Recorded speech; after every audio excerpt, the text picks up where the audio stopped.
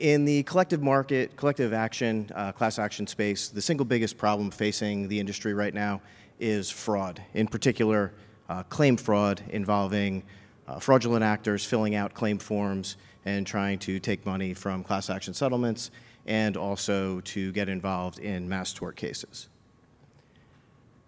The reason why it's so big is technology has invaded the fraud space in this area as it has in most others. And that is a picture of a phone farm, which in class action cases file hundreds of thousands of claims on settlement websites seeking to get legitimate money or seeking to get money from legitimate class members. Earlier this year, Digital Disbursements, which is a subsidiary of Western Alliance Bank and the single biggest payment processor in the class action space, wrote a report, said in the last 3 years, the incidence of fraud has increased by 19,000% in the space. I'm a 25-year class action lawyer, and several years ago, I was defending one case and prosecuting another one where there was rampant fraud.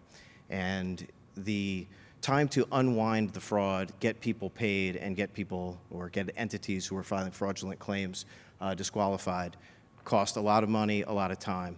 And it struck me that at that point that there has to be a technological solution to this. And we put it together and we call it ClaimScore, which is the only data-driven fraud solution that currently exists in the collective marketplace. So how do we do it and who are our clients? Our clients are law firms and claims administrators. In one case, also Western Alliance, we do some work with them to be part of their fraud solution portfolio that they use before they do payments. We get hired by administrators or law firms. They give us data from class action cases. We run that data through a AI/ML scoring system.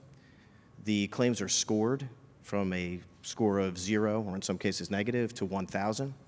And the score will tell you the incidents or what we think to be the indicia of fraud that are associated with those claims.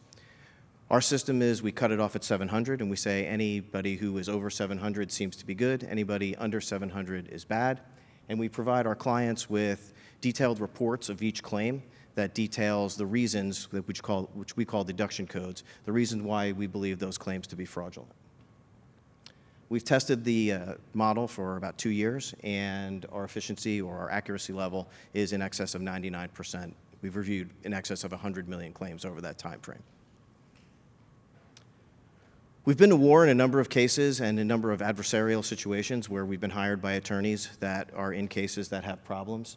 This slide just details 2 of them that we've done in the last 2 years. One, a case involving the De Beers diamonds in Canada, and another involving a small cosmetic company with a case out of New Jersey.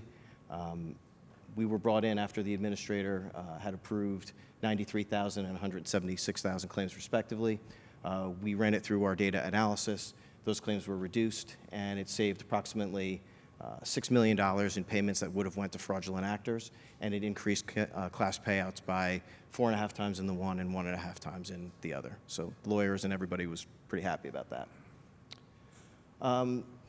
We've partnered now with a bunch of major stakeholders in the industry, including some big law firms, Western Alliance Bank, and a couple of the large administrators who are now using us to run data for them in their cases. Our journey is actually pretty simple. I was an investor in my partner Brian Heller's tech company when I was litigating these class action cases. I called him up one day and said, I've got an idea for a tech business.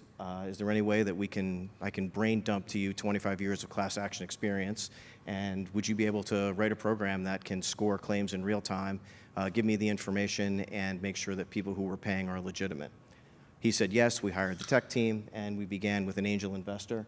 In 2023, we made about $600,000 with that $1 million angel investor on a beta system. Beginning of this year, we did a $3 million seed round raise where we turned the beta system into our enterprise solution that we're now using for fraud claims. And we expect to do about $5.4 million next year, and we've already sold $3.2 million of that in monthly recurring revenue business for contracts for next year.